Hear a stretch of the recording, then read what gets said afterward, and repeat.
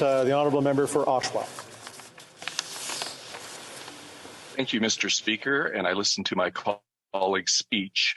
I had a constituent that wanted me to ask a question about outside interference to our democracy.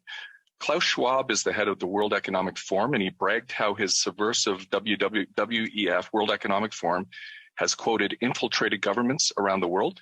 He said that his organization had penetrated more than half of Canada's cabinet. And I was wondering, in the interest of transparency, could the member please name which cabinet ministers are on board with the WEF's agenda?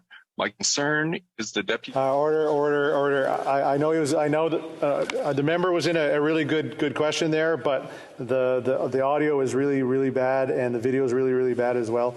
And I apologize. I don't know if the member. Okay, let's try again. The honourable member for Timmins James Bay. Mr. Speaker, that member was promoting open disinformation. That's not debate. And I have to say, when I mention our names like Mrs. Merkel, even Vladimir Putin and so on, they all have been young global leaders of the World Economic Forum. But what we are very proud of now is the young generation, like Prime Minister Trudeau, President of Argentina and so on, that we penetrate the cabinets.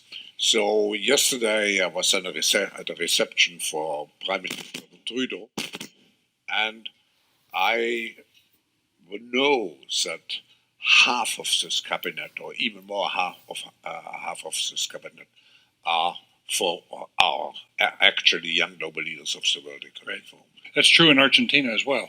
It's true in Argentina, and it's true in France now. I'm with the president, with a young global leader. But what is important for me is those young global leaders have an opportunity to come here. And we, in addition to the young global leaders, we have now the global shapers in 450 cities around the world.